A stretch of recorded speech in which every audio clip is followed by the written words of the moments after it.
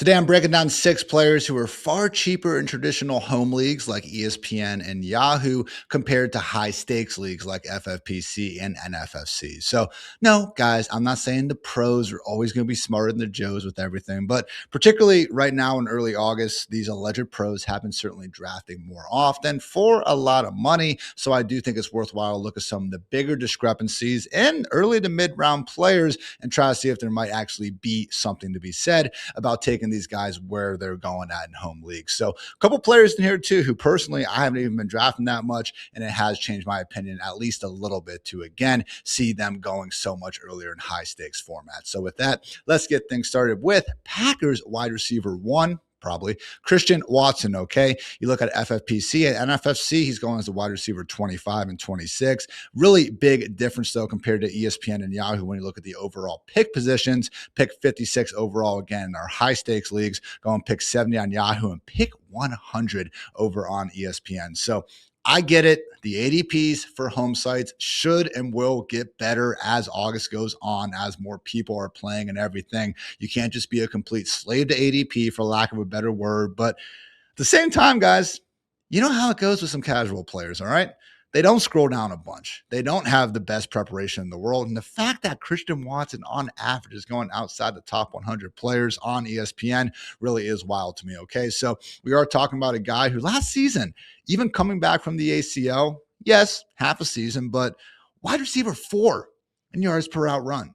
Yards per out run is a great stat because it gives us a largest sample, okay? Yards per catch, yards per target. What we're trying to do. Yards, how many yards are you gaining on your opportunities? Routes, that's the largest sample size we have to pick from for a wide receiver. And he was the 4th best freaking one in the NFL in it. So you look at the fantasy points, including the playoffs, which I don't think is egregious to do. They balled out in the most important games. Not like I'm including preseason or something like that. Including the playoffs, Christian Watson averaged 13 PPR points per game, which would have been good for wide receiver 19 status. And that's even despite a lot of times during the second half of the season, the last 3 or 4 weeks at least, catching passes from Malik Willis, who, yeah, did a good job. I'm not trying to say Willis is a scrub. His passing numbers are actually freaking phenomenal. But regardless, coming back from the injury, doing a lot of this, in freaking Lambeau in December, not exactly pristine passing conditions, with his starting quarterback in and out of the lineup, and it still didn't matter. Watson was putting up upside wide receiver 2 numbers and operating with elite wide receiver 1 worthy efficiency. So accordingly, he got that 4-year, $92 million extension. We're still talking about a guy who's only 27 years young. No Romeo Doubs and Dontavian Wicks, which for good reason. We talk about being more so this great reason to be drafting Jayden Reed and Matthew Golden a little bit later in drafts. But I'd also say removing Dobbs, who, reminder, Jordan Love once upon a time said if he had to trust someone with his wedding ring, it would have been Romeo Dobbs. Love Romeo just made too much sense. But he's out of the picture. Dontavian Wicks is out of the picture. Based on what we've seen from these guys, Christian Watson has been the best wide receiver of the group, and just he for sure projects to be the guy that's going to be on the field most often, because that is the thing. Should be getting Packers family night snap counts here soon enough. Hilarious tradition in August where, again, they run maybe 20 plays of their first team offense in front of fans. It is family night, and we actually get, some fancy nerds, and I appreciate those fancy nerds to tell us who is out there, in 2 wide receiver formations and all that. So we're hopeful Jayden Reed can get some more of those. We're hopeful that Matthew Golden is going to be a hell of a lot better than he was as a rookie. Christian Watson just so easily seems like the biggest sure thing in a passing game that we should love, guys, because Jordan Love and Matt LaFleur together, it's been harmony. Jordan Love, among 42 qualified quarterbacks since he took over in 2023, he's 3rd in EPA per dropback. He's 11th in success rate, 8th in yards per attempt, 12th in passer rating, 5th in PFF pass grade if you're into that kind of thing. Jordan Love's a damn good quarterback. I think sometimes his reputation gets damaged because he doesn't throw many picks, but the ones he does tend to be the cringeworthy variety. We all remember that one play where he threw into the end zone against the Panthers. He honestly gets unfairly criticized for that play. It was 4th down. He avoids a couple sacks, like he gets outside the pocket, and he's about to go out of bounds. Like, you just have to throw the ball up. You can't pull a Derek Carr and throw the ball out of bounds on 4th down. Think about the freaking reaction to that. Why did it look so bad when the Panther dude dropped it? Because his receiver, I think it was Dobbs, had gone out of bounds, so they weren't eligible to actually catch the ball. Probably should have gone back in bounds and at least try to knock it down anyway. So regardless, Jordan Love, Matt LaFleur, it's been a really efficient passing game. The last point here that could help, really wild and great stuff from my guy, Rich Rebar. He's been on the channel before. Make sure you guys go follow all of his work over with Warren Sharp, Sharp Analytics. Rich Rebar, though, said the 2025 Packers averaged just 8.9 possessions per game, not including kneel downs. I know it's just a random number, but that's the lowest number of possessions per game going back to at least 1999, guys. Last season, the Packers had 31 fewer possessions than the Detroit Lions across the entire year. Like, that's insane. That's 3 games worth, basically, of possessions that the Lions have more so than the Packers. So the reason why I bring that up, though, is because apparently LaFleur and apparently in training camp, there's been a much bigger just effort and overall, just mindfulness, I should say, of them getting out of the huddle quicker, of them getting the line quicker, which should mean a more condensed wide receiver room and an offense that, I don't know, you're starting running backs in legal problems and already dealing with a groin injury. I think it makes sense that they pass the ball a little bit more and they want to speed it up. Everything is going in Christian Watson's favor. I love him, guys. Personally and in fantasy football, I love Christian Watson. But yeah, again, I'm pretty much in line here. I do have him as my wide receiver 25, pick 54. So I'm actually even slightly higher than the pros over the Joes on this one. Christian Watson priority pick right now with where he is going in home league drafts. By the way, guys, I mentioned my ranks. You can get all my ranks, all my written content, and so many freaking sweet tools over at rotowire.com. And I do have code EN20 for you if you want to support me, if you want to support the company, if you want to support your freaking self, man, in that effort to get bragging rights and championship glory over friends, family, strangers alike. So again, so excited for this fantasy football season. I'm going to be with you guys every step of the way. If you do want some next level and just, again, that extra little push to help you guys hopefully get that championship glory, code EN20, rotowire.com. Check out the subs. Appreciate you. Next up, we got training camp legend, future training camp Hall of Famer, Parker Washington, guys. This is one of these things where FFPC, wide receiver 31, but then he's going wide receiver 36 on NFFC, 36 and 37 on Yahoo and ESPN. So positionally wise, we're not seeing Parker Washington necessarily going super earlier, in pros leagues versus Joe's leagues, but man, overall, big time difference. Pick 65 and pick 78 for Parker Washington, the FFPC and NFFC streets. Yahoo pick 93 and ESPN pick 103. I'm in on Parker Washington, guys. I moved up to wide receiver 32, I think on Friday or Saturday, and I just keep on bumping it, man. I'm at wide receiver 26 now, right behind Christian Watson, who we just got done talking about. Some of this information we've gotten from training camp has just been awesome here. And by the way, I will be having John Shipley, the Ace Jaguars beat reporter, on this very channel on Monday. So make sure you guys check that out. Trying to cut out the middleman, get some of these beat reporters to give us the intel ourselves. So keep an eye out for that. But what I've already heard from John on the Twitter streets and his own great work over at SI, Travis Hunter is playing more on the outside. He's playing a little more than people expected. 50, 60% route rate, something like that, with the best, we can estimate in kind of these limited training camp samples. It sounds like Parker is going to get every chance just to be the slot receiver and the main option on the inside in this offense, which is very exciting because that's the role he had down the stretch of last season when he was easily the most productive member here. 5-game stretch at the end of last season. Healthy BTJ, Jacoby Myers, and Parker Washington. No Travis Hunter, but again, we already kind of explained why we think Travis Hunter will not be making a big impact to Washington's route rates. In that 5-game stretch, guys, for a team making the playoffs and having a hell of a second half run, man. Easy schedule, I get it, but they have one tough test in Denver, and boy, did they clear that. In those 5 games, Parker Washington, elite 27% target share and 19.1 PPR points per game. I was at the gym last week doing my incline treadmill BS, and they had the Bills-Jaguars wildcard game on there. Obviously, I watched it when it happened, but just seeing it again and just seeing the safety valve that Parker is for Trevor Lawrence and really this entire offense, he's just almost an extension of the run game with the way they can just pop screens out there. And then it'll also work downfield, and then all of a sudden, he's beating Christian freaking Benford for a touchdown. You watch the rest of the season. Oh, there he is, getting Derek Stingley on his heels out of the slot. This dude is freaking as competitive as they come because he freaking has a chip on his shoulder because he came out as a 6th-round pick who had to be a return specialist, but he's built like a running back. He's got some polish in terms of his route running ability. We've seen that. And just for whatever reason, he seems to be the only receiver that we have ever seen Trevor Lawrence just have this level of chemistry with. I'm not even trying to hate on Trevor Lawrence. If you're a Trevor Lawrence stan, if you're a Jaguars fan, first of all, thanks for listening, guys. I appreciate it. But you've seen it over the years. Jaguars lead the league in drops since T-Law got there. And I do think there's something to the idea that some quarterbacks throw a more droppable ball than others, looking at you, JJ McCarthy. But whether it's Calvin Ridley, whether it's been BTJ, because remember, BTJ only really got going with Mac Jones in the second half of his rookie year. Jacoby did good. Christian Kirk was okay. He was probably the other best guy before we kind of got this Parker stretch. I just feel like when we've had 5-6 years now with Trevor Lawrence, and then we easily see him all of a sudden find a guy that he can really connect with in the best stretch of T-Law's career, in a competitive second half stretch too.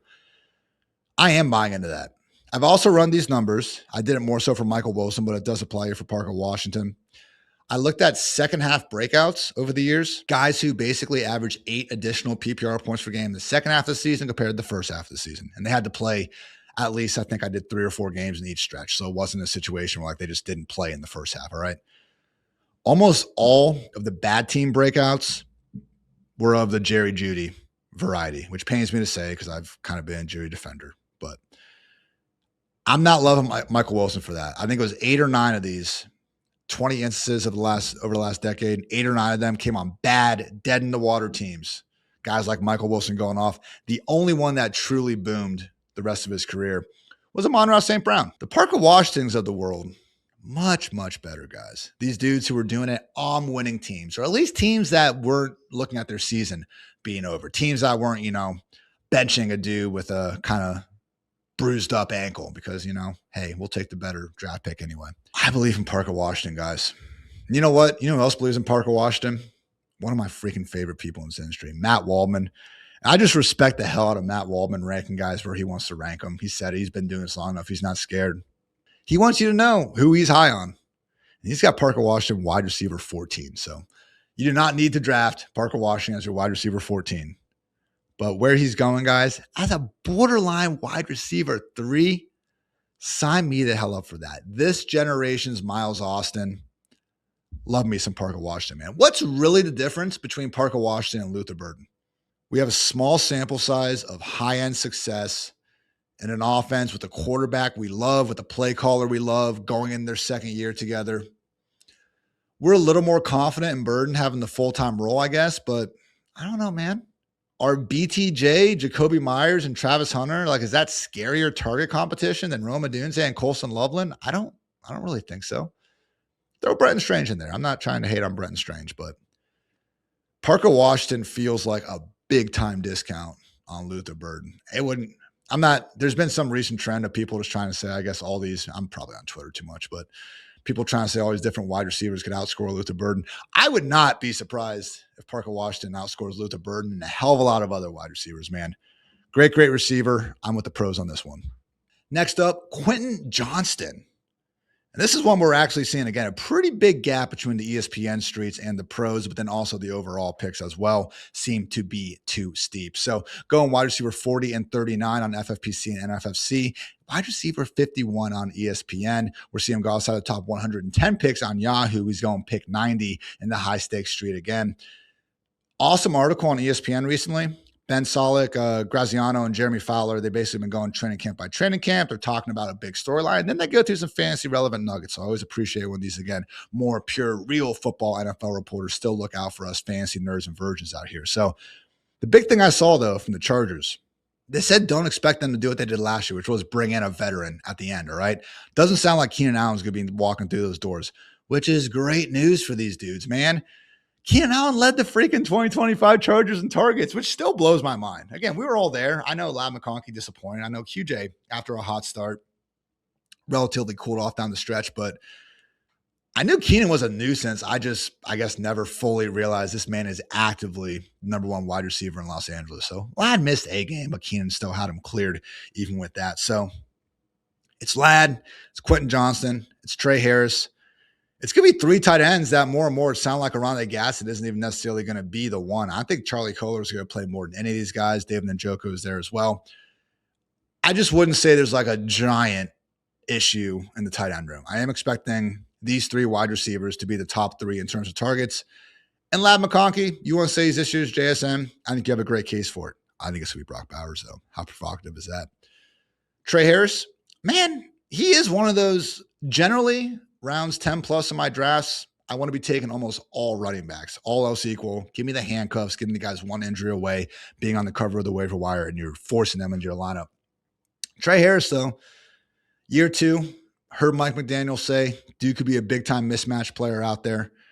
Liked some of the underlying stuff coming out of Ole Miss, was on freaking fire before he got injured in his last year there. Trey Harris is one of those guys where we could look up feasibly and say, oh, you know what? It's a little bit tighter between him and Ladd and QJ than we thought. But speaking of QJ, are we underestimating the guy who, oh yeah, led this team, led this offense in PPR points per game last year? That was Quentin Johnston. And everyone says, oh, well, Ladd McConkey, he had Keenan Allen there. And, well, look, the offensive line got injured. So then Justin Herbert couldn't be throwing the ball to him as much.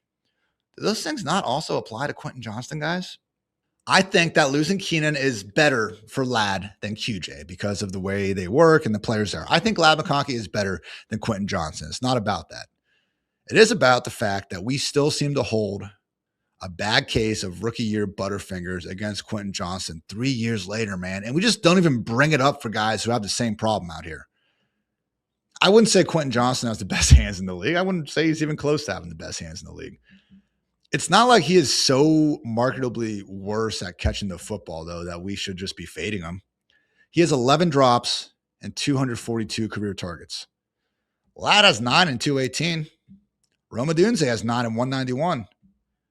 Again, QJ, 11 drops on 242 targets. Malik Neighbors has 10 and 205. Rashee Rice has 10 and 209. Jameson Williams has 16 drops on 235 targets last 3 years. Jameson Williams has dropped 5 more passes than Quentin Johnston on 7 fewer targets, and you never hear a peep about it. You know why? Because Jameson Williams is freaking awesome, and he makes big plays, so you can live with him dropping the ball every now and again. Look at any drop leaderboard, and you're going to see a lot of really freaking good receivers, man. Because unfortunately, drops are a bad side effect of being someone who earns a lot of freaking targets in the first place. So I mentioned the Mike McDaniel, Trey Harris comp before. Mike McDaniel is someone who does like to say very, very encouraging things about his players. He said that QJ reminds him of Andre Johnson and Julio Jones, man. He has coached those players during the course of his career. It's not a bad thing, all right? No, QJ is not Andre Johnson. No, QJ is not Julio Jones. But if the play caller reminds him of him in an offense that isn't exactly overloaded with high-end target competition, I think Ladd's the one. But if the Chargers are anywhere near as good as I think they could be, and then apparently as good as the pros think they could be as well, I think they could enable more than one high-end pass catcher. We see about 4 offenses per year have multiple top 24 wide receivers in PPR points per game, and QJ just did it last season. I know we're playing for 2026, but if you just had to explain to someone who's not really all that familiar with fantasy football, if they came up to you and they're like, all right, I see this Quentin Johnston guy finish wide receiver 23 last year. The Chargers got rid of their number one target. They brought in what is widely believed to be one of the best offensive minds in the league in Mike McDaniel. They didn't add any other meaningful wide receiver competition. I don't think Brennan Thompson, all due respect to 2025 SEC receiving yard leader Brennan Thompson, but he's going to be a gadget wide receiver 4 type guy. No meaningful starting wide receiver competition added. We got the healthier offensive line. How come the reigning wide receiver 23 is going as a wide receiver 40 now? Wide receiver 50 on ESPN. It just doesn't make sense, guys. So, and you can look around those ranges, and there's Jayden Reed, there's Josh Downs, there's plenty of good receivers and everything, but man, QJ is my wide receiver 33. I got him higher even overall than some of the pros here. Again, I'm all in on the Chargers. I think McDaniel's going to do a much better job of getting the ball to QJ in yards after the catch situations, which was his calling card coming out of TCU in the first place. And it's just a bet on the number 2 wide receiver in the Chargers offense doing big things. Where I go wrong is if Trey Harris just completely snatches QJ's chain, or if the injury gods just do their yearly thing and they say F you to every single Charger out there. So as things stand right now, though, I think QJ is a great, fantastic buy at this wide receiver 4 ADP. Last wide receiver I wanted to hype up here just a little bit. Another one of these later round guys where, again, if you do find yourself in rounds 10 plus and you still need someone, I do think Jayden Higgins makes quite a bit of sense, guys. Wide receiver 52 and 49 on FFPC and NFFC. Wide receiver 66 on Yahoo and 56 on ESPN. Honestly, kind of a shame that he's forced to share the same offense with Nico Collins. I think there's a lot of similarities between how these two 6'4" dudes play. So refreshing. In the era of all these, Mickey Mouse, tiny freaking slot wide receivers, to see someone like Jayden Higgins be 6'4" and still capable of sinking those hips and running some good routes out there. So made some nice plays last year also in the contested catch area. We have Tank Dell coming back, but at least from my read on it, guys, it does seem like Tank Dell and Jalen Noel are more so competing for that number 3 spot. I do think the primary outside wide receivers are going to be Nico Collins and Jayden Higgins. So I remember the playoffs for CJ Stroud. They were horrible. No ifs, ands, or buts about it. The season as a whole, though, was better in 2024, quite a bit better in 2024. Even some stats were better in 2023 when we really saw CJ Stroud and company cooking and turning in one of the better rookie seasons we've seen from a rookie QB in quite some time. So, yes, I would like to see more consistency from CJ Stroud. But, said this before, guys, CJ Stroud is 24 years old still, right? Turns 25 in October. Same thing with Caleb Williams. Show a little bit of patience for the quarterbacks that come out into the league at 22 years old, man. 21 years old, however old they were.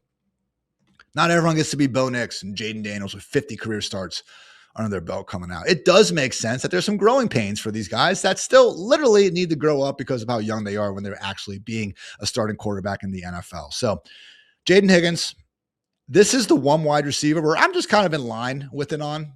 Again, hyped up Christian Watson, Quentin Johnston, Parker Washington. Those are guys I'm more so actively targeting, particularly Watson and Washington.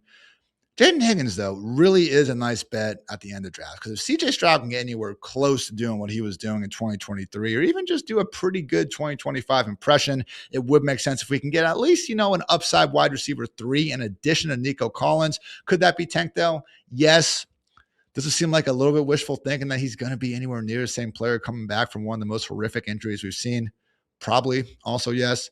I'd love to be wrong. What a great story. Tank Dell even being back in the first place. That's awesome. But Jayden Higgins really does profile as a pretty clear-cut number 2 wide receiver in this offense. And hey, if we do think Stroud and company are going to take a step forward, it makes sense if Higgins is going to be along for the ride. All right, guys, 2 running backs here that, again, the pros seem to be a little bit higher on than the Joes right now. Broncos RB, RJ Harvey. Honestly, someone I've been fading a little bit, but this is making me think twice about it, okay? He has gone as the RB34, pick 90 in the FFPC streets, RB29, pick 78 in the NFFC streets, yet just the RB36, pick 127 on ESPN. Particularly surprising because, again, as we talked about with the wide receivers, some of this does seem to admittedly be the higher stakes leagues, taking wide receivers a little bit earlier than the ESPN and Yahoo leagues as a whole. The positional differences weren't quite as big. Here, though, we're seeing it at running back. So here's the case for RJ Harvey. He had RB8 production following the team's week 12 bye with J.K. Dobbins out of the picture. To my knowledge, it is legal for players to get better from year 1 to year 2. And just big picture, man, RJ Harvey as a rookie had nearly 900 yards and scored 12 touchdowns. He was trusted enough by Sean Payton, a notoriously fickle coach sometimes with that, to be out there as the running back, y'all, for the most important games this season in the playoffs. He is 25 years old, but you know what? We're living in 2026. 25 is fine. Who cares if he's a little old right now? The allure here is the receiving upside, and that was the part where he looked best. He had the really long play against the Bills to help, win that game in the wild card round. Did good things as a pass catcher all year long. That was easily the best part of his game. Since 2020, we've had 56 running backs catch at least 50 passes in the season. 46 of them, guys, 82% posted top 24 numbers in PPR points per game. Last year, RJ Harvey caught 47 passes. I believe he was the RB24 exactly in PPR points per game. Where RJ Harvey wins, he gets a little better in year 2. That's reasonable. The Broncos offense is really good. Vegas is kind of down on him. Again, very surprising to me to see that they're 19th. I think personally that's one of the ranks where they're going to swing up and Vegas is going to be wrong here. I'm going to be right for once. It's a very good offensive line, though. Pretty much unanimous, top 3, top 5, depending on what source you want to look at. Year 3 QB in Bo Nix could take a leap with Jalen Waddle. We like the play callers. It's a good offensive environment, all right? We can agree on that. And it's a player with explosive pass catching ability. That's a lot of good things. Just that alone is pretty nice. I can admit that. Where I come in and why I haven't been drafting RJ Harvey, you need J.K. Dobbins to get injured. And you might just say, well, he will. He's J.K. Dobbins. This wasn't Ramondre Stevenson, Travion Henderson last year, though. It was 162 touches for Stevenson to 158 for Henderson in their 14 full games together in a regular season. I get it. Ramondre mogged him in the playoffs. But in the regular season, it was very, very close. It was not close in Denver.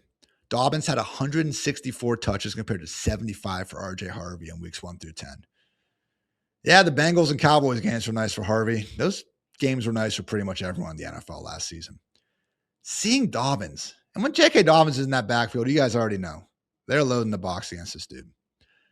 5 yards per carry for J.K. Dobbins, 3.7 for RJ Harvey.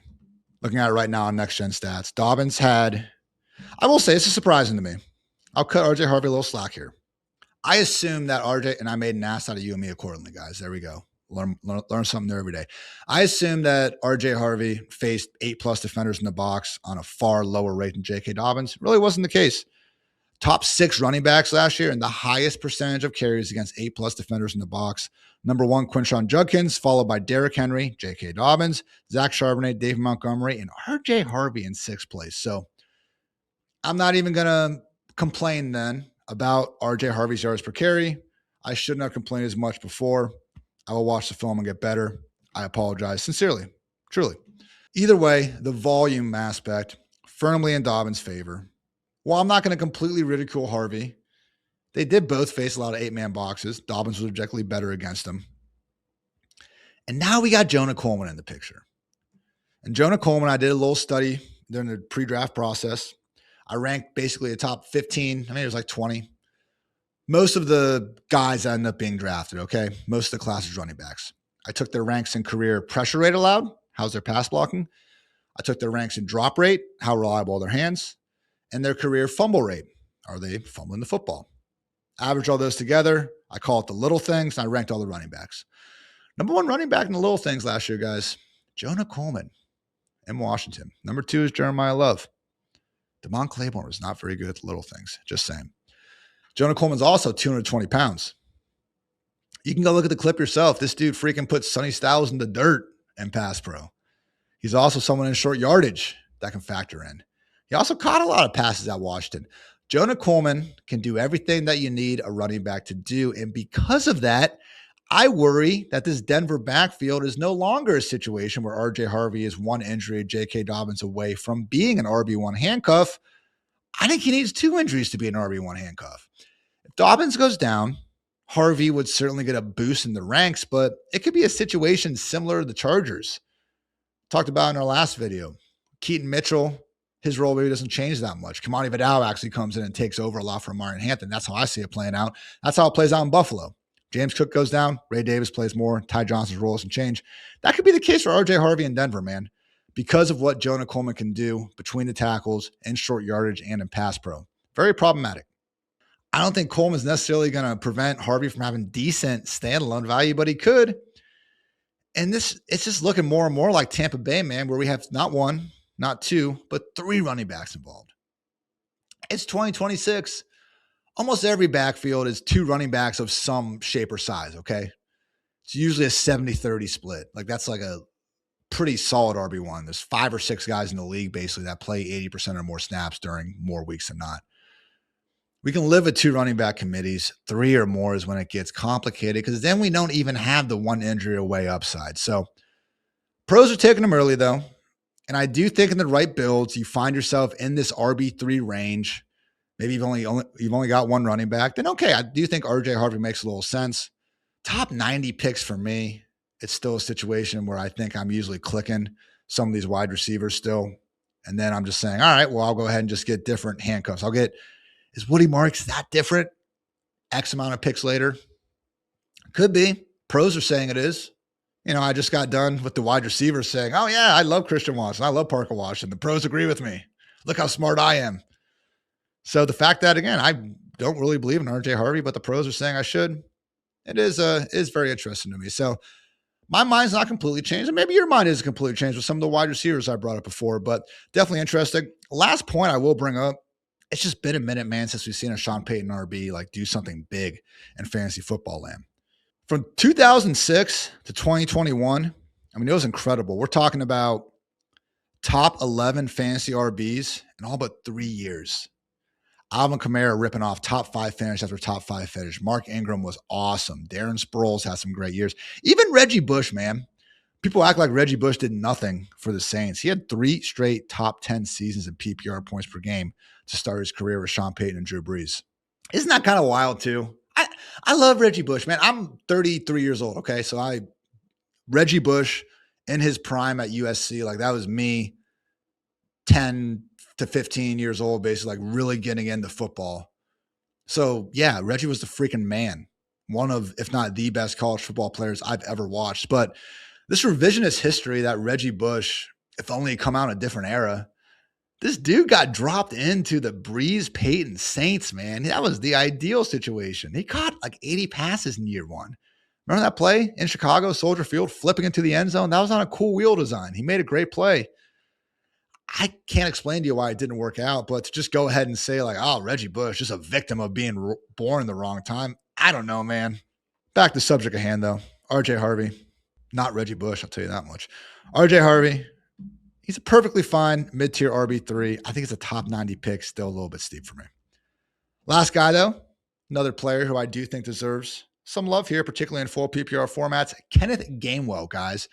Going RB32, RB34 in the high stakes streets, a little bit lower, RB37, RB33 in Yahoo and ESPN. The pick difference, though, once again, we are seeing the pros really, really just go after these more PPR friendly running backs as opposed to the Joes out here. So again, sorry, forgot to start with this, but reigning Steelers team MVP, Kenneth Gainwell, caught 73 passes last year, boomed in his one game without Jaylen Warren. Hopefully you guys woke up early on that Sunday when they were in England or wherever. Jaylen Warren late scratch, and we had Gainwell go in, be the clear lead running back, 99 rushing yards and a touchdown, chipped in another 35 receiving, and it was the only game without Jaylen Warren.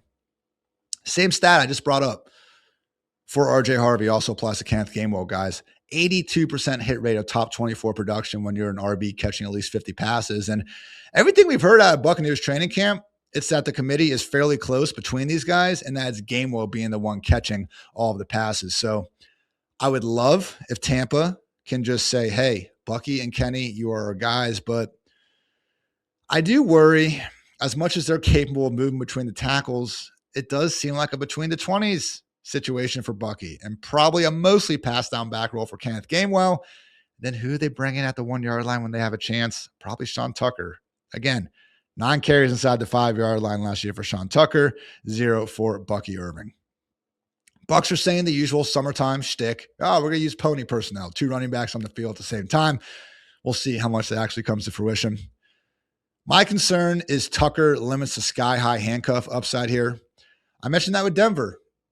If Dobbins gets hurt, it becomes RJ and Coleman. It doesn't just become RJ. I think if Bucky gets hurt, it becomes Gainwell and Tucker. It doesn't just become Gainwell. To Gainwell and Harvey's credit, they do have the theoretical 3-down tool set. They're not small enough to not run between the tackles. They got the pass catching ability. They got the big play ability. It's just the presence of that third guy who really does profile as more so you're between the tackles grinder. So we'll say, could Gainwell score more fantasy points than Bucky Irving this year? It's possible. It's why Bucky Irving is one of my fades. Seeing Gainwell get up there with the pros, man, I probably should be a little higher. If I am fading Bucky Irving, it would make sense that I should be higher on Kenneth Gainwell. But again, I just struggle to see that best case boom upside. Like when I'm in that RB30 range, I look at Jonathan Brooks or the Washington running backs or Jordan Mason, just guys who can straight up get the starting job without an injury occurring or be the starter, but we're just kind of unsure of the situation right now. Gainwell, Harvey, I feel like I have a good grasp on what their committees are going to look like. Could certainly be wrong. New OC in Tampa Bay. Coleman is a bit of an unknown in Denver. Either way, man, Kenny Gainwell, RJ Harvey. If we do get better, I would say just preseason information, more constant drum beats out of training camp that these guys are looking like the clear-cut pass down backs. Just got to read out some full PPR. Usually don't see that archetype bust. So for me, Kenny Gainwell, my RB37, pick 108, kind of in between the pros and Joes. A little bit more on the pro side with the wide receivers, running backs. I'm still a tad skeptical, but maybe I do need to lean into what some of these guys are doing in the high stakes leagues. But yeah, guys, that's going to do it for another edition of this lovely fantasy football show. If you did not find it lovely, though, let me know in the comments. Always appreciate you guys keeping me honest there. Maybe you did find it lovely, in which case, also let me know. Maybe you just want to talk some ball. I am here for whatever you guys are trying to bark about. So appreciate all the support so far, guys. Again, got a bunch of written content going up regularly at rotowire.com because you know what? If I don't write a bunch, then I just feel lost trying to actually talk about this beautiful game too. So again, updating ranks over there. Got a bunch of cool tools over there and very much looking forward to continue to talk to you guys over here. So if you like the video, please like the video, and hitting that subscribe button always does help as well. You could tell a friend, but if you just want to try to keep all of our secrets to ourselves over here in these streets, totally get that as well. But anyway, guys, it is still August after all, a few more weeks till real football is going to be on our television screen. So make sure you give your parents a call and just try to be a good overall person as much as possible. But hey, we'll be back this week with plenty more content. Football, I can smell in the air, baby. Autumn's almost here. So excited. So thanks again for tuning in. I'm Ian Hartitz. Until next time, take care, everybody.